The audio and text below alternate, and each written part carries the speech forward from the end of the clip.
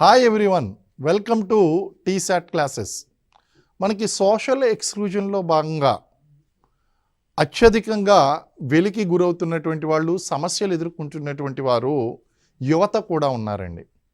So యువత చేస్తున్నటువంటి ఆందోళనలు కూడా చాలా ముఖ్యమైనటువంటిది. ఈరోజు టాపిక్లో యూత్ యాజిటేషన్స్ గురించి తెలుసుకుందాం.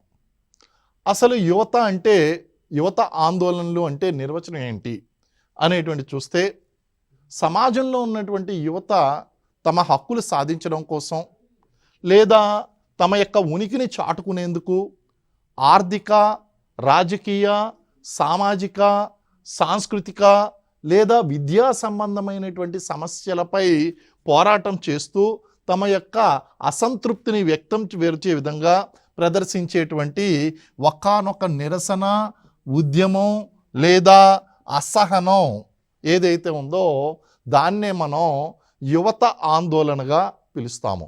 అంటే ఏంటండి, ఈ యొక్క యువత ఎవరైతే ఉన్నారో వాళ్ళు అసహనం వ్యక్తం చేయొచ్చు, లేదా నిరసనలు చేయొచ్చు, ఆందోళనలు చేయొచ్చు, ఉద్యమాలు చేయొచ్చు. ఎందుకోసం చేస్తారు? సమస్యలు ఉన్నాయి. ఆర్థిక సమస్యల కారణంగా, రాజకీయ సమస్యల కారణంగా, సామాజిక సమస్యల కారణంగా, సాంస్కృతిక సమస్యల కారణంగా, లేదా విద్యాపరమైనటువంటి సమస్యల కారణంగా వాళ్ళు ఆ యొక్క వ్యక్తపరిచేటువంటి అసహనమే ఆందోళనగా మనం నిర్వచించవచ్చండి. మరి ఎలాంటి నేపథ్యంతో ఈ యొక్క యువత ఆందోళనలు అనేటువంటివి జరుగుతాయి అనేటువంటి చూస్తే, నిరుద్యోగ నేపథ్యంలో జరగచ్చు, అన్యాయాలకు వ్యతిరేకంగా జరగచ్చు, ప్రభుత్వ విధానాలకు వ్యతిరేకంగా, ఒక్కొక్కసారి ప్రభుత్వం ఏదన్నా సరే నిర్ణయం తీసుకుంటే ఆ నిర్ణయానికి వ్యతిరేకంగా ఆ నేపథ్యంతో ఉద్యమాలు జరగచ్చు, విద్యా వ్యవస్థలో ఉన్నటువంటి లోపాలను బయటపెట్టడం కోసం జరగచ్చు, రాజకీయ ప్రోత్సాహంతో జరగవచ్చు, లేదా సామాజిక అసమానతల నేపథ్యంలో జరగచ్చు. ఈ నేపథ్యం గురించి మనం ఇంకా క్లియర్గా ఇక్కడ ఏ కారణాలతో ఈ ఉద్యమాలు అనేటువంటివి జరుగుతున్నాయి అనేటువంటి అంశంలో ఇంకా క్లియర్గా మనం తెలుసుకుందామండి. అయితే మరి సమాజ శాస్త్రపరంగా ఈ యువజన ఆందోళనలు ఏదైతే ఉన్నాయో, యువత చేసేటువంటి నిరసనలు ఏదైతే ఉన్నాయో వాటికి ఏదన్నా ప్రాముఖ్యత ఉందా అనేటువంటిది మనం చూసినట్టయితే, మనకి సోషల్ చేంజ్ వెరీ ఇంపార్టెంట్ అండి. సాంఘిక మార్పు గురించి, సమాజంలో మార్పును తీసుకురావడం గురించి యువత ఆందోళనలు అనేటువంటి చాలా ముఖ్యమైనటువంటివి. అప్పుడు దాకా నడుస్తున్నటువంటి అంశాలు ఏదైతే ఉన్నాయో వాటికి వ్యతిరేకంగా, ఆ విధానాలకు వ్యతిరేకంగా మార్పు కోసం ఈ యువ ఆందోళనలు అనేటువంటివి ఉపయోగపడతాయండి. అలాగే రాజకీయ చైతన్యం అనేటువంటి చాలా ఇంపార్టెంట్, పొలిటికల్ అవేర్నెస్ అనేటువంటి చాలా ఇంపార్టెంటు. ఆ రాజకీయ చైతన్యం పెంపొందించడం కోసం, సమాజంలో ఉన్నటువంటి అసమానతలను ఎదుర్కోవడం కోసం. ఇక ఎక్స్క్లూజన్ అనేటువంటిది అసమానతల కారణంగా ఏర్పడుతుంది. కాబట్టి సమాజంలో ఉన్నటువంటి అసమానతలపై దృష్టి సారించడం అనేటువంటి సాధ్యమవుతుంది. ప్రభుత్వం మరియు పాలక వ్యవస్థ మీద ఒత్తిడి తీసుకుని వచ్చి సరైనటువంటి పాలన తీసుకురావడం కోసం ఈ యొక్క యువత ఆందోళనలు అనేటువంటి చాలా ముఖ్యమైనటువంటివి. అలాగే యువత ఆందోళన ద్వారా ఐక్యతకు కూడా దారితీస్తుంది. ఇది విభజనకు సంబంధించినటువంటి అంశం కాదు, ఒక్కొక్కసారి ఐక్యతకు కూడా దారితీస్తుంది. యువతలో నాయకత్వ లక్షణాలు పెంపొందించాలి అంటే, మీరు చూడండి ప్రస్తుతం ఉన్నటువంటి రాజకీయ నాయకుల్లో చూస్తున్నట్లయితే వాళ్ళు ఒకప్పుడు ఆ యొక్క విద్యార్థి నాయకులుగా ఉన్నటువంటి వ్యక్తులే మనకు ఎక్కువగా కనిపిస్తూ ఉంటారండి.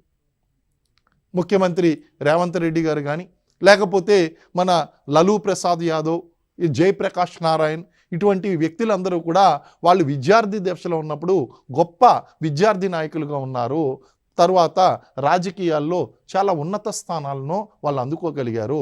కారణం ఏంటంటే యువత ఆందోళనలో, అంటే ఆ యొక్క ఉద్యమాల్లో పాల్గొనడం వలన, వివిధ కారణాల వలన జరుగుతున్నటువంటి అసమానతలకు వ్యతిరేకంగా వాళ్ళు చేసినటువంటి పోరాటాలనే వాళ్ళలో నాయకత్వ లక్షణాలు అనేటువంటి పెంపొందింపజేశాయండి. మరి ఈ యువత ఆందోళనకు ప్రధానమైనటువంటి కారణాలు ఏంటి? యువత ఆందోళనకు ఒక కారణం కాదు, రాజకీయపరమైన కారణాలు ఉంటాయి, ఆర్థిక కారణాలు ఉంటాయి, సామాజిక కారణాలు ఉంటాయి, సాంస్కృతిక కారణాలు ఉంటాయి, విద్యాపరమైన కారణాలు ఉంటాయి, మానసిక కారణాలు ఉంటాయి. వీటిని ఒక్కొక్కటిగా మనం విశ్లేషిద్దాం. ఇప్పుడు యువత ఆందోళన కనుక మనం ఆర్థిక కారణాలు కనుక తీసుకున్నట్లయితే, నిరుద్యోగం అనేటువంటిది ప్రధానమైనటువంటి కారణం. చదువుకుంటున్నటువంటి వారందరికీ కూడా వాళ్ళ అర్హతకు తగినటువంటి ఉద్యోగాలు అనేటువంటివి లభించడం లేదు. కారణం ఏమిటి అంటే ప్రతి ఒక్కరూ కూడా ఉపాధి, ఉద్యోగము ఈ రెండు కూడా చూస్తుంటే వాళ్ళు ఉపాధుల కన్నా ఉద్యోగాల మీద దృష్టిని ఎక్కువగా పెడుతున్నారు. ఉపాధి అంటే వాళ్ళు సొంతంగా ఏదైనా చేసుకోవడం లాంటి విషయం మీద దృష్టి పెట్టే కన్నా ఉద్యోగం అంటే ఒక గవర్నమెంట్ ఉద్యోగమో, బ్యాంక్ ఉద్యోగమో, లేకపోతే ఒక ప్రైవేట్ కంపెనీలో, మల్టీనేషనల్ కంపెనీలో ఉద్యోగాలు సంపాదించడం ఇదే ఉద్యోగంగా భావిస్తున్నారు తప్ప వాళ్ళు స్వయం కృషితో ఏదైనా ఉపాధిని చేపట్టడం అనేటువంటిది ఉద్యోగంగా స్వీకరించడం లేదండి. సో ఏదేమైనప్పటికీ కూడా నిరుద్యోగం అనేటువంటిది యువత ఆందోళనకు ఒకానొక ముఖ్యమైనటువంటి కారణం. అలాగే ఆర్థిక అసమానతలు భారతదేశం లాంటి దేశాల్లో ఈ యొక్క ధనిక మరియు పేద వర్గాల మధ్య అంతరం అనేటువంటిది చాలా పెరిగిపోతుంది. యొక్క మనీ వాల్యూ అనేటువంటిది కనుక చూస్తే డిక్రీజ్ అయిపోతుందండి. ఇప్పుడు బడ్జెట్ చూడండి, ఏకంగా 50 లక్షల కోట్లు అంటే it is not a joke.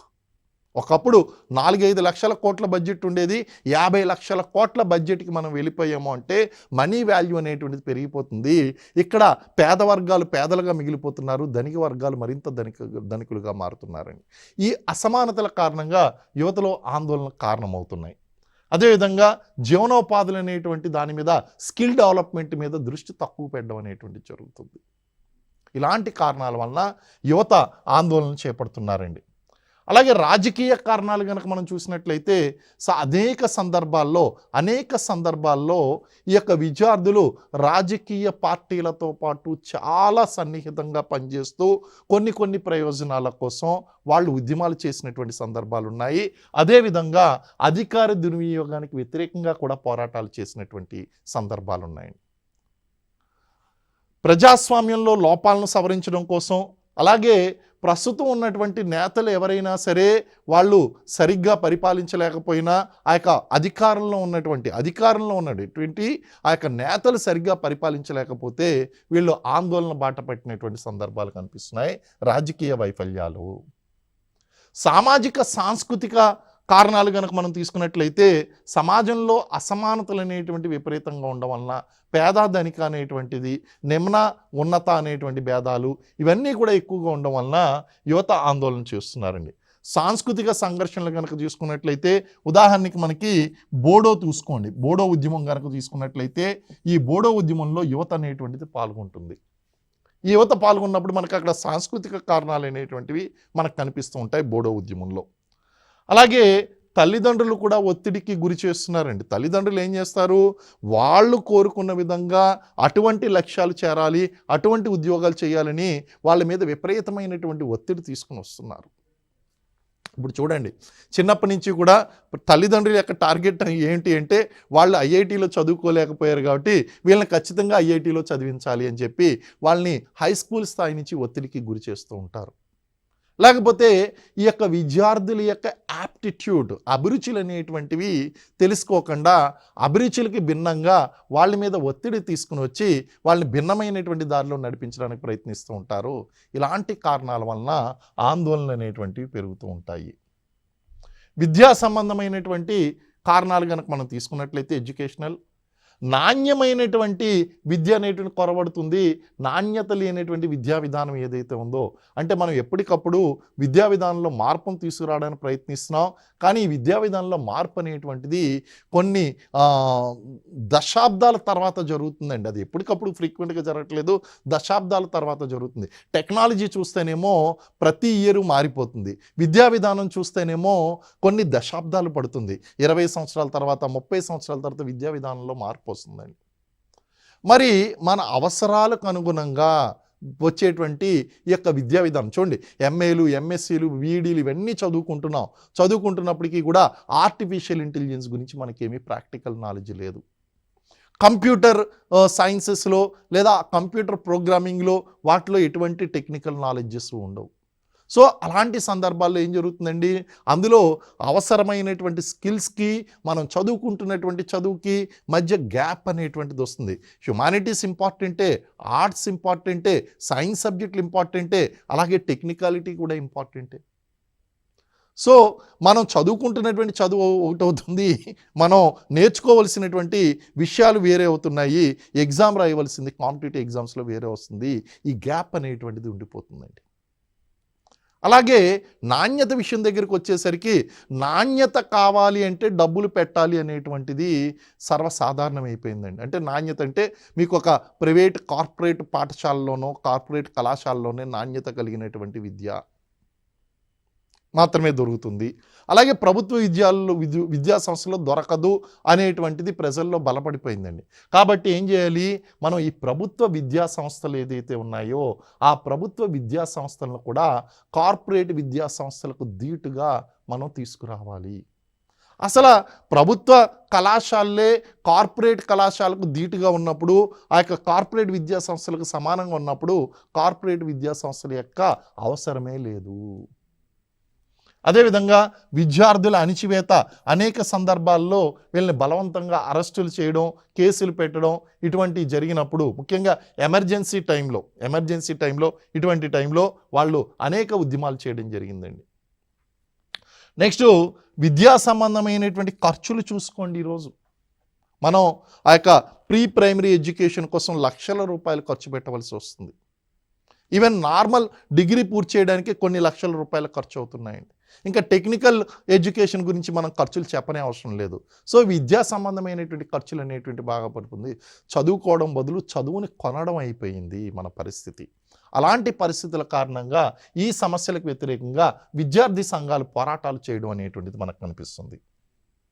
అలాగే technological and communication causes and సాంకేతిక మరియు కమ్యూనికేషన్ కారణాలు కనుక మనం తీసుకున్నట్లయితే సోషల్ మీడియా యొక్క ప్రభావం చాలా పెరిగిపోయిందండి. ఏది వాస్తవం ఏది అవాస్తవం అనేటువంటి దాని గురించి టోటల్గా కొన్ని భ్రమలు ఏర్పడ్డాయండి. ఓ రకంగా చెప్పాలంటే కొత్త థీరీస్ పుట్టుకొస్తున్నాయి ఈ సోషల్ మీడియాలో. మనకి బ్యాంక్లో అకౌంట్ ఉన్నా లేకపోయినా ఫేస్బుక్ అకౌంటు లేకపోతే వాట్సాప్ అకౌంటు కంపల్సరీ ఉంటుంది. ఇన్స్టాగ్రామ్లు ఇవన్నీ కూడా ఒక వర్చువల్ వరల్డ్లోకి తీసుకుని వెళ్తున్నాయండి. ఈ యొక్క యువతనంతా కూడా ఒక వర్చువల్ వరల్డ్లో తీసుకొస్తున్నారు. భారతదేశంలో ఉన్నటువంటి యువత అత్యధిక సమయాన్ని ఈ యొక్క సోషల్ మీడియాలో వృధా చేసుకుంటున్నారు. వారి యొక్క అత్యధిక సమయాన్ని రీల్స్ చూసుకోవడంలోనూ లేదా ఆ యొక్క సోషల్ మీడియాలో పార్టిసిపేట్ చేయ. ఒకప్పుడు యూట్యూబ్ అంటే ఎవరికీ తెలియదండి. ఇప్పుడు యూట్యూబ్లో ఎక్కువ మంది సబ్స్క్రైబర్స్ ఉంటే కనుక వాళ్ళు చాలా ఇన్ఫ్లుయెన్స్డ్ పర్సన్గా వాళ్ళని యూట్యూబ్ ఇన్ఫ్లుయెన్సర్స్గా పిలవడం జరుగుతుంది. అంటే ఈ యొక్క సోషల్ మీడియా అనేటువంటి ప్రభావం వచ్చిన తర్వాత యువతని అత్యధికంగా ప్రభావితం చేస్తుంది. ఇందులో ప్రయోజనాలు ఉన్నప్పటికీ నెగిటివిటీ కూడా చాలా ఎక్కువగా ఉంది. సో సోషల్ మీడియా యొక్క ప్రభావం కారణంగా వీళ్ళు ఏది వాస్తవం ఏది అవాస్తవం అనేటువంటి తెలుసుకునేటువంటి స్థితిలో వాళ్ళు లేకపోయారండి. అదేవిధంగా డిజిటల్ డివైడ్ అవుతుందండి. ఈ డిజిటల్ డివైడ్లో ఏం జరుగుతుంది అంటే ఇటు ఈ టెక్నికల్ నాలెడ్జ్ ఉన్నటువంటి వాళ్ళు ఒకవైపు, సోషల్ మీడియాలో ఉన్నటువంటి వాళ్ళు ఒకవైపు, లేనటువంటి వాళ్ళు ఒకవైపు. ఈ డిజిటల్ నాలెడ్జ్ ఉన్నటువంటి వాళ్ళు ఇప్పుడు చూడండి ఎడ్యుకేషన్లో కూడా ఎంత మార్పు వచ్చింది అంటే మనకి కరోనా తర్వాత కనుక చూసినట్లయితే కరోనా ముందేమో నేరుగా మనం వెళ్ళి 1-to-1 ఫేస్ లెర్నింగ్కి ఎక్కువగా అవకాశం ఉండేది. కానీ ఎప్పుడైతే కరోనా వచ్చిందో ఈ యొక్క ఆన్లైన్ క్లాసులు డిజిటల్ క్లాసులు అనేటువంటి బాగా పెరిగినాయి. అంటే సమాజంలో 2 వర్గాలు ఉన్నాయి. ఒకటి డిజిటల్ వర్గమో, 2 నాన్ డిజిటల్ వర్గం అనేటువంటి 2 వర్గాలు తయారైపోయాయండి. దీంతో కొత్త సమస్యలు అనేటివి పుట్టుకొస్తున్నాయి. అలాగే నకిలీ వార్తలు అనేటువంటివి ఏది నిజం ఏది అబద్ధం అనేటువంటిది మీరు ఇప్పుడు వాట్సాప్లో పోయండి, ఏదైనా సెన్సేషన్ వచ్చేది పంపించండి, అది వాస్తవమా కాదా అనేటువంటిది ఇమీడియట్గా వాళ్ళు తెలుసుకునేటువంటి ఓపిక కూడా యువతకు లేదు. ఇమీడియట్గా దాన్ని ఫార్వర్డ్ చేస్తారండి. దీనివలన సమాజంలో అనేక రకాలైనటువంటి సమస్యలు అనేటివి సృష్టించబడతాయి. ఇవన్నీ కూడా యువత ఆందోళనకు ప్రధానమైనటువంటి కారణాలు అవుతున్నాయి. పోతే మానసిక భావోద్వేగమైనటువంటి కారణాలు కనుక మనం తీసుకున్నట్లయితే ఇక డిప్రెషన్, ఈ యొక్క యువతకు ఉన్నటువంటి ప్రధానమైనటువంటి సమస్య ఏంటి అంటే డిప్రెషన్. మన యొక్క మానవ జీవితంలో కొన్ని దశలు ఉన్నాయండి. బ్రహ్మచర్యము, గృహస్థము, వానప్రస్థము, సన్యాసము. అది హిందూ జీవన విధానం.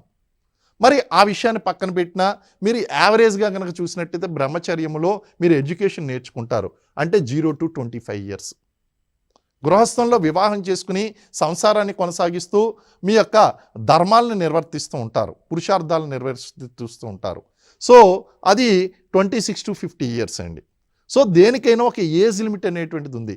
కానీ ప్రస్తుతం ఉన్నటువంటి ఈ యొక్క యువత కనుక చూసుకున్నట్లయితే 30 సంవత్సరాలు 40 సంవత్సరాలు వచ్చినప్పటికీ కూడా ఉద్యోగాల్లో స్థిరపడకపోవడం వలన, లేదా వాళ్ళు జీవితంలో స్థిరపడకపోవడం వలన, వివాహాలు చేసుకోకపోవడం వలన, ఇలాంటి కారణాల వలన వాళ్ళు ఈ యొక్క ఒత్తిడికి గురవుతున్నారు. కెరీర్ పరంగా ఒత్తిడి, ఈవెన్ ఉద్యోగాలు జాయిన్ అయిన తర్వాత ఆ కెరీర్లో ఉండేటువంటి ఆ కాంపిటీషన్స్ ఏదైతే ఉన్నాయో దీని పరంగా కూడా ఒత్తిడికి గురవడం. అందుకే మనం ఈ యువత ఆత్మహత్యలకు పాల్పడడం అనేటువంటిది మనకు కనిపిస్తూ ఉంటుందండి. ఇవన్నీ ఆందోళన కారణాలు. అలాగే తల్లిదండ్రులు అంచనాలేమో చాలా ఎక్కువగా ఉంటాయండి. వాళ్ళ ఎక్స్పెక్టేషన్స్ చాలా ఎక్కువగా ఉంటున్నాయి. తల్లిదండ్రులు వాళ్ళు ఏం కోరుకోవాలి, ఈయన జీవితంలో ఏం చేసినా సరే ఒక ప్యాషనేట్గా ఒకటి చేయాలి, ఆయన అభిరుచి మేరకు చేయాలని కోరుకుంటే పర్వాలేదు. కానీ వీళ్ళ అంచనాలు వేరేగా ఉంటాయి. ప్రతి ఒక్కరు కూడా మా పిల్లలు ఐఐటీలో చదువుకోవాలి, ఐఐఎంలో చదువుకోవాలి, లేకపోతే పెద్ద సాఫ్ట్వేర్ ఇంజనీర్ అవ్వాలి. ఈ యొక్క అంచనాలు చాలా హైగా పెట్టుకుంటారండి. ఈ హైగా పెట్టుకుని కంపేర్ చేస్తూ ఉంటారు, ఆ యొక్క పీర్ గ్రూప్తో కంపేర్ చేస్తూ ఉంటారు. దాంతో ఒత్తిడి అనేటువంటిది బాగా పెరుగుతూ ఉంటుంది. దీంతోపాటు సెల్ఫ్ ఐడెంటిఫికేషన్ ప్రాబ్లమ్స్ ఉంటాయండి యువతలో. నేను ప్రత్యేకతను సాధించుకోవాలి, ఈ సమాజంలో నేను స్పెషల్గా ఐడెంటిఫై కావాలి, I should have my own identity అనేటువంటిది ఉంటుందండి. ఇలాంటి కారణాల వలన కూడా వీళ్ళకి ఆందోళనలు అనేటువంటివి బాగా పెరుగుతాయండి. పోతే నైతికపరమైనటువంటి చట్టపరమైనటువంటి కారణాలు కనుక మనం తీసుకున్నట్లయితే న్యాయ వ్యవస్థలో ఉన్నటువంటి లోపాలు. ఇప్పుడు నిర్భయ సంఘటన జరిగింది. నిర్భయ సంఘటన జరిగినప్పుడు యువత ఆందోళన బాట పట్టిందండి. లేదా సమాజంలో ఎప్పుడైనా నేరాలు జరిగినప్పుడు ఇలాంటి న్యాయ వ్యవస్థ అనేటువంటిది వాళ్ళ యాస్పిరేషన్స్గా అందుకోలేనప్పుడు వాళ్ళు ఉద్యమాలు చేసినటువంటి సందర్భాలు ఉన్నాయి. అలాగే అత్యాచార సంఘటనలోనూ, అలాగే వాళ్ళకి సేఫ్టీ అనేటువంటిది లేకపోవడం వలన ఇలాంటి సందర్భాల్లో యూనివర్సిటీల్లోనూ, అలాగే వేరియస్ సందర్భాల్లో ఉద్యమాలు చేసినటువంటి సందర్భాలు. దీంతోపాటు మత్తు పదార్థాల వినియోగం అనేటువంటిది సమాజంలో బాగా పెరిగిపోయింది. ఈ మత్తు పదార్థాల వినియోగం వలన వాళ్ళ యొక్క గోల్ ఏంటనేటువంటిది తెలుసుకోకుండా వాళ్ళు వేరే వేరే దారిని పడుతూ ఈ యొక్క ఆందోళనకు గురవుతున్నారు. మరి సమాజం మీద ఈ యువత ఆందోళనలు అంటే ఒకటేమో వాళ్ళు డిప్రెషన్కి గురవడం, ఒత్తిడికి గురవడం, లేదా రెండవది వీళ్ళ ఉద్యమాలు చేయడం అండి. యువత పరంగా ఉద్యమాలు చేయడం. ఈ ఉద్యమాలు చేయడం వలన సమాజం మీద పాజిటివ్ ఇంపాక్ట్ ఉంటుందా, నెగిటివ్ ఇంపాక్ట్ ఉంటుందా అనేటువంటిది మనం చూసినట్లయితే దీనివలన కొన్ని సకారాత్మకమైనటువంటి పాజిటివ్ ధనాత్మకమైనటువంటి ప్రయోజనాలు ఉన్నాయి, ప్రభావాలు ఉన్నాయి. కొన్ని రుణాత్మకమైనటువంటి ప్రభావాలు కూడా కనిపిస్తాయి. మొదట ధనాత్మకమైనటువంటి ప్రయోజనాలు ఏంటో మనం చూద్దాం. ధనాత్మకమైనటువంటి ప్రభావాలు కనుక మనం చూసినట్లయితే ఇది సామాజిక మార్పుకు కారణమవుతుంది. నేను ముందుగానే చెప్పానండి, ఏదైనా సరే మనకి సమాజంలో ఒకటి తప్పుడు దారిలో నడుస్తున్నప్పుడు, మార్పు కావాల్సి వచ్చినప్పుడు ఈ ఉద్యమాల కారణంగా చేంజెస్ అనేటువంటివి, మార్పు అనేటువంటి సంభవించింది. సో ఇది ధనాత్మకమైనటువంటి మార్పే అండి. ఈ విద్యార్థులు చేసేటువంటి ఆందోళన కారణంగా ఈ సాంఘిక మార్పు అనేటువంటి సాధ్యమైంది. విద్యా వ్యవస్థలో మార్పును తీసుకురావడం, లేదా పరిపాలనా వ్యవస్థలో మార్పును తీసుకురావడం, ప్రజాస్వామ్య వ్యవస్థలు అనేటువంటి బలోపేతం చేయడం, లేదా న్యాయ వ్యవస్థలను బలోపేతం చేయడం, ఇవన్నీ కూడా మనకి సాంఘిక మార్పులకు కారణమైంది. అలాగే ప్రజాస్వామ్య విలువలు పెంచడంలోనూ ముఖ్యంగా ఈ యొక్క యువతకు నాయకత్వ లక్షణాలు అనేటువంటివి చాలా ముఖ్యమండి. యువత అనేటువంటిది ఎప్పుడు కూడా ఫాలోవర్స్గా ఉండకూడదు, వాళ్ళు లీడర్స్గా ఉండాలి. నాయకత్వ లక్షణాలు అనేటువంటివి వాళ్ళు విద్యార్థి దశ నుంచి పెంపొందించుకోవాలండి. ఎప్పుడైతే ఈ యొక్క యువత ఆందోళనలో పాల్గొంటుందో, ఉద్యమాలు చేస్తుందో, నిరసనలు తెలియజేస్తుందో వాళ్ళలో నాయకత్వ లక్షణాలు అనేటువంటివి పెరుగుతాయి. ప్రశ్నించే తత్వం అనేటువంటిది పెరుగుతుంది. సమస్యకి సొల్యూషన్ కనుక్కోవడం అనేటువంటిది తెలుస్తుందండి వాళ్ళకి. కాబట్టి నాయకత్వ లక్షణాలు పెంపొందించడంలో వీటి యొక్క పాత్ర చాలా ఎక్కువగా ఉంది. అన్నిటికంటే ముఖ్యంగా నూతన ఆవిష్కరణలు అనేటువంటి ఇన్నోవేటివ్నెస్ ఈజ్ మోస్ట్ ఇంపార్టెంట్ అండి. ఎందుకంటే చేంజ్ ఈజ్ ఇన్విటబుల్. సమాజంలో ఏది శాశ్వతం కాదు, ఒక మార్పు తప్ప. మార్పు ఎప్పటికీ శాశ్వతమే. చూడండి, పూర్తి పోలరైజ్డ్ స్టేట్మెంట్ అండి, కంప్లీట్లీ ఆపోజిట్ స్టేట్మెంట్ కనిపిస్తుంది మీకు. ఏంటి అంటే సమాజంలో ఏది స్థిరం కాదు, మార్పు మాత్రమే స్థిరంగా ఉంటుంది. మార్పు స్థిరంగా ఉంటుందంటే it continuously happens, consistently happens. ఎందుకంటే మన యొక్క రిలేషన్స్ ఏదైతే ఉన్నాయో, సాంఘిక సంబంధాలు ఏదైతే ఉన్నాయో అవి నిరంతరం మార్పు చెందుతూ ఉంటాయి. సో ఈ సాంఘిక మార్పుకి భాగంగా నూతన ఆవిష్కరణలు అనేటువంటివి జరుగుతాయండి వీటి ద్వారా. సో ఇవన్నీ కూడా ధనాత్మక ప్రభావాలు అని చెప్తాం. మరి ప్రతికూల ప్రభావాలు ఏ విధంగా ఉన్నాయి? సమాజంలో హింస అనేటువంటిది బాగా పెరిగిపోతూ ఉంటుంది. ఉదాహరణకి రిజర్వేషన్ల ఉద్యమం, యాంటీ రిజర్వేషన్స్ మూమెంట్ తీసుకోండి. అప్పుడు మనకి ఈ రిజర్వేషన్లు, ఓబీసీలకి రిజర్వేషన్లు పెంచుతూ ఒక పార్లమెంటు చట్టం చేయబోయేసరికి అక్కడ ఏం జరిగింది? విపి సింగ్ గవర్నమెంట్, ప్రధానమంత్రి విశ్వనాథ్ ప్రతాప్ సింగ్ గారు ఉన్నప్పుడు అక్కడ ఏం చేయడం జరిగిందంటే మండల్ కమిషన్ నివేదిక ప్రకారం వీళ్ళకి రిజర్వేషన్లు అనేటువంటి పెంచడం జరిగింది ఓబీసీలకి. దాంతో ఈ జనరల్ కేటగిరీలో ఉన్నటువంటి వాళ్ళందరూ కూడా యాజిటేషన్ చేశారు. యువత అంతా కూడా ఆందోళన బాట చేపట్టిందండి. సమాజంలో హింస అనేటువంటిది బాగా పెరిగిపోయిందండి ఈ రిజర్వేషన్లకు వ్యతిరేకంగా చేసినటువంటి ఉద్యమంలోనూ. అందులోనూ ముఖ్యంగా వేర్పాటువాద ఉద్యమంలో యువత పాల్గొందండి. వేర్పాటువాద ఉద్యమాల్లో పాల్గొంది. అందులో హింస అనేటువంటిది బాగా పెరిగింది. సమాజంలో అశాంతి పెరిగింది. ఆర్థిక వ్యవస్థ మీద విపరీతమైనటువంటి ప్రభావం ఉంటుందండి. యువత చేయవలసింది ఏంటండి? మనకి యువత అంటే they are the productive age group people అండి. ప్రొడక్టివ్ అంటే ఈ దేశంలో ఉత్పాదకత పెరగాలి అంటే ఈ యొక్క యువత యొక్క పాత్ర చాలా ఎక్కువగా ఉంది. అలాంటి యువత ఆందోళన బాట పట్టి ఎటువంటి ఉత్పాదకత లేకుండా తయారయ్యింది అంటే దానివలన సమాజం నష్టపోతుంది. ఆర్థిక వ్యవస్థ మీద తీరని నష్టం కలుగుతుందండి. అదేవిధంగా సమాజంలో విభజనలు అనేటువంటివి జరుగుతుంటాయి. నేను చెప్పాను ఆల్రెడీ, ఈ సిక్కిస్తాన్ ఉద్యమంలో కానీ, బోడో ఉద్యమంలో కానీ, లేకపోతే అనేక వేర్పాటువాద ఉద్యమంలో యువత యొక్క పాత్ర చాలా ఎక్కువగా ఉంది. ఈ యువత కారణంగా విభజనలు అనేటువంటివి జరిగాయి. దీంతోపాటు విద్యారంగంపై కూడా ప్రభావం చూపిస్తుంది. వీళ్ళు విద్యారంగంలో తీసుకురావాల్సినటువంటి మార్పుల కోసం ప్రయత్నిస్తూ అదే విద్యారంగంలో సంస్థలు పని చేయకుండా వాళ్ళు అడ్డుకుంటూ ఉంటారు. ఉదాహరణకి మీకు సెంట్రల్ యూనివర్సిటీలో జరిగినటువంటి ఆ యొక్క వేముల రోహిత్ సంఘటన ఏదైతే ఉందో, ఆ వేముల రోహిత్ సంఘటన కారణంగా కొన్ని నెలలు హైదరాబాద్ సెంట్రల్ యూనివర్సిటీలో క్లాసులు జరగడం మానేశాయి. అదేవిధంగా దేశంలో ఉన్నటువంటి జేఎన్యూ యూనివర్సిటీ, ఢిల్లీతో సహా అనేక యూనివర్సిటీల్లో దీని ప్రభావం అనేటువంటి కనిపిస్తుంది. యువత ఆందోళనలు ఎప్పుడు చేపట్టినా సరే విద్యా సంస్థలు మూసివేయడం లాంటి చర్యల వలన విద్యా వ్యవస్థ మీద, విద్య యొక్క నాణ్యత మీద ప్రభావం పడుతుంది. అలాగే ప్రభుత్వ విధానాలు కూడా అస్థిరంగా మారిపోతాయండి. యువత ఎలా ఉంటారు అంటే దే ఆర్ వెరీ యాజిటేటెడ్. ఒక్కసారిగా వాళ్ళు ఆ ఉద్యమాన్ని తీసుకొని వస్తారు. అది టెంపరరీ మొమెంటం అన్నమాట అండి. సో వీళ్ళు ఏం కోరుకుంటారంటే దీర్ఘకాలికమైనటువంటి ప్రయోజనాలను ఆలోచించేటువంటి ఆ యొక్క పరిపక్వతమైనటువంటి మానసిక స్థితి యువత అందరికీ కూడా ఉండదు. దే ఆర్ ఆల్ మొమెంటం ఒక్కసారిగా వాళ్ళలో ఆ యొక్క ఆగ్రహావేశాలు అనేటువంటివి చాలా త్వరగా వస్తాయి. అర్థం చేసుకునేటువంటి శక్తి కొంచెం తక్కువగా ఉంటుంది. ఇలాంటి కారణాల వలన వీళ్ళని ఈ యొక్క ఉద్యమాలను అణిచివేయడం కోసం, లేదా ఈ ఉద్యమాలను కొంత తీవ్రతను తగ్గించడం కోసం ప్రభుత్వ విధానాలు ఈ యొక్క ఉద్యమాల నేపథ్యంలో కనుక తీసుకున్నట్లయితే ప్రభుత్వంలో కూడా అస్థిరత అనేటువంటిది ఏర్పడుతుంది. ఇవన్నీ కూడా ప్రతికూల ప్రభావాలండి. మరి ఏంటి పరిష్కార మార్గాలుగా ఏం చేయాలి అంటే, మనకి ఆర్థిక పరిష్కారాలు కనుక మనం చూసినట్లయితే నిరుద్యోగ నిర్మూలన అనేటువంటిది చేయాలి. దాంతోపాటు నిరుద్యోగ నిర్మూలన, ఉద్యోగ కల్పన. అంటే మనకి ఈ యొక్క నిరుద్యోగం అనేటువంటిది కనుక తగ్గించినట్లయితే యువతలో కొంతవరకు ఆందోళనలు అనేటువంటివి తగ్గుతాయి. ఇటీవల కాలంలో మనం చూసినట్లయితే మనకి విద్యార్థులు అనేటువంటి వాళ్ళు కేవలం ఉద్యోగాలని నేపథ్యంగా తీసుకుని ఉద్యమాలు ఎక్కువగా చేస్తున్నారండి. కాబట్టి నిరుద్యోగ నిర్మూలన చేసి ఉద్యోగ కల్పన కనుక చేసినట్లయితే కొంతవరకు ఆందోళనను తగ్గించవచ్చు. అదేవిధంగా ఇంటర్న్షిప్లు, ట్రైనింగ్ ప్రోగ్రాంలు అనేటువంటిది ఎక్కువగా చేయాలండి. ఎక్కువగా వాటిని పెంపొందింప చేయాలి. ఉదాహరణకి మనకి ఆకలి వేస్తున్నటువంటి వాళ్ళకి అన్నం పెడితే అప్పుడు వరకు టెంపరీగా, తాత్కాలికంగా వాళ్ళ యొక్క అవసరం తీరుతుంది, మళ్ళీ ఆకలి వేస్తుందండి. కాబట్టి ఆకలి వేసినటువంటి వాళ్ళకి అన్నం పెట్టడం కన్నా అన్నం సంపాదించడం ఎలాగో నేర్పించినట్లయితే శాశ్వత పరిష్కారం చూపించినట్లు అవుతుంది.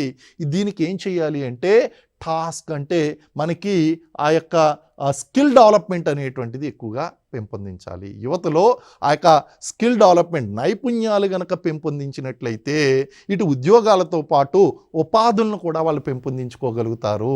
వాళ్ళ యొక్క అవసరం వాళ్ళు తీర్చుకోగలుగుతారు. ప్రభుత్వాల మీద తక్కువ వాళ్ళు డిపెండ్ అవుతారండి. కాబట్టి ఇది చాలా ఇంపార్టెంట్. ఇంటర్న్షిప్ ప్రోగ్రాములు కానీ, స్కిల్ డెవలప్మెంట్ ప్రోగ్రాములు కానీ, ట్రైనింగ్ ప్రోగ్రాములు కానీ యువత కోసం కండక్ట్ చేయవలసినటువంటి అవసరం చాలా ఉంది. అదేవిధంగా అంతర్జాతీయ ఉద్యోగ అవకాశాలు కూడా కల్పించాలండి. కేవలం దేశంలోనే కాకుండా అంతర్జాతీయ స్థాయిలో కూడా మన యొక్క నైపుణ్యాలను విస్తరించడం కోసం ప్రభుత్వాలు ప్రోత్సాహం ఇవ్వాలి. ఆ యొక్క విదేశాలతో చేసుకున్నటువంటి ఆ యొక్క డిప్లొమాటిక్ రిలేషన్స్ ఏదైతే ఉన్నాయో వాటిని డెవలప్ చేసుకుంటూ వాటిని అభివృద్ధి చేస్తూ ఉండాలండి. దాంతోపాటు యువతకు కొంతవరకు ఆర్థిక సహాయం, వాళ్ళు చదువుకోవడానికి కానీ ఉపాధులకు కానీ ఆర్థిక సహాయం చేసినట్లయితే వాళ్ళలో కొంతవరకు ఆందోళన అనేటువంటివి తగ్గుతాయి. విద్యాపరమైనటువంటి పరిష్కారాలు, ఎడ్యుకేషనల్ రిఫార్మ్స్, మనం సొల్యూషన్స్ కనుక చూసినట్లయితే నాణ్యమైనటువంటి విద్య అనేటువంటి చాలా ఇంపార్టెంట్ అండి. ఆ ఎడ్యుకేషన్లో క్వాలిటీ అనేటువంటిది మనకు కనిపించాలి. అంటే ఒకసారి ఉద్యోగం పూర్తి చేసుకున్న తర్వాత నాకు ఒకసారి ఆ యొక్క చదువు పూర్తి చేసుకున్న తర్వాత నాకు ఏదో ఒక ఉద్యోగం వస్తుంది అనేటువంటి నమ్మకం, అలాంటి విద్యా వ్యవస్థ మనకు అవసరం అవుతుందండి. దీంతోపాటు సాంకేతిక విద్యలు మరియు వృత్తి విద్యల మీద ఎక్కువగా దృష్టి పెట్టాలి. Technical education is most important అండి. సాంప్రదాయమైనటువంటి విద్యలు అనేటువంటి అవసరమే, కానీ ఈ టెక్నికల్ సాంకేతిక విద్యలు ఏదైతే ఉన్నాయో అవి మన అవసరానికి అనుగుణంగా ఉపాధులను కల్పిస్తాయి. విద్యా సౌకర్యాలు పెంచవలసినటువంటి అవసరం ఉన్నాయండి. హాస్టల్ ఫెసిలిటీస్ కానీ లేకపోతే వాళ్ళ యొక్క ఆహార సౌకర్యాలు కానీ ఇలాంటివన్నీ కూడా చూస్తే ల్యాబ్ సౌకర్యాలు ఇటువంటివన్నీ కూడా మనం చూసుకున్నట్లయితే ఈ సౌకర్యాలు అనేటువంటివి చాలా ఎక్కువగా ఉన్నట్లయితే వీళ్ళ యొక్క యాజిటేషన్స్ తగ్గించండి. Prevention is better than cure అండి. అదేవిధంగా extra curricular activities very important అండి. ఎవరైతే ఎన్సిసి, ఎన్ఎస్ఎస్ మీరు అబ్జర్వ్ చేసే ఉంటారండి. మీరు చదువుకున్నప్పుడు కూడా చూడండి, Bharat scouts and guides, NCC, NSS ఇలాంటి కార్యక్రమాల్లో పనిచేసినటువంటి వాళ్ళు, అందులో శిక్షణ తీసుకున్నటువంటి వాళ్ళు ఇండిసిప్లిన్గా ఉండడం తక్కువగా ఉంటుందండి. సో విద్యార్థుల్లో ఆ యొక్క క్రమశిక్షణ పెంపొందించడం కోసం, వాళ్ళకి గోల్స్ అనేటువంటి ఏర్పాటు చేయడం కోసం, వాళ్ళలో ఆందోళన తగ్గించడం కోసం ఈ క్రమశిక్షణ కలిగినటువంటి నేషనల్ క్యాడెట్ కోరు, national service scheme, national green కోరు, భారత్ స్కౌట్స్ అండ్ గైడ్స్ ఇలాంటి ఆర్గనైజేషన్స్ని మనం ఎక్కువగా ఎంకరేజ్ చేయాలి.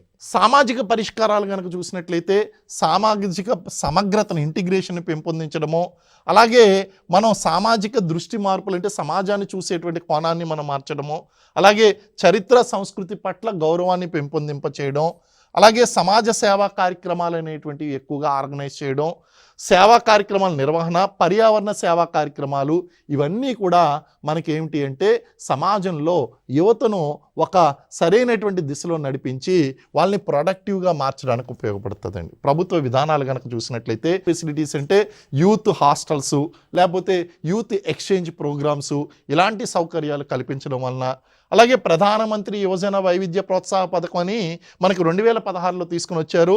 దీని ద్వారా యువత అభివృద్ధి కోసమో చిన్న వ్యాపారాలు, ఫ్రీలాన్సింగ్ ఇలాంటి అవకాశాలు కల్పించడం కోసం, ఆర్థిక సహాయం చేయడం కోసం తీసుకొచ్చినటువంటి పథకం అండి.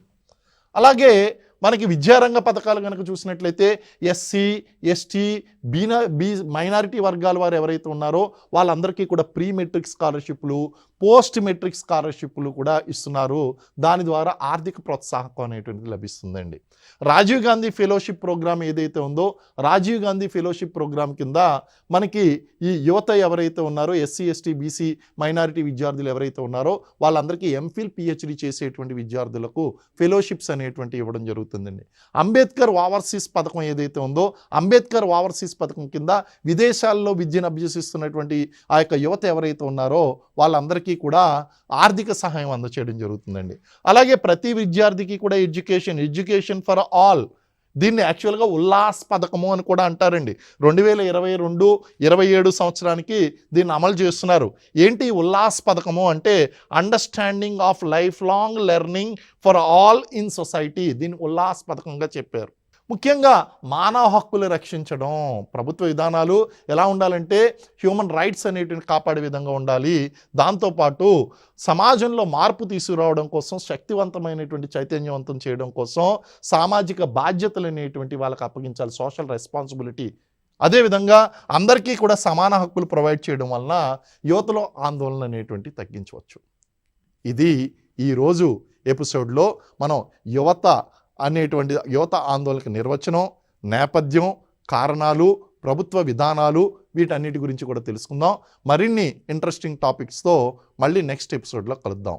Thank you very much.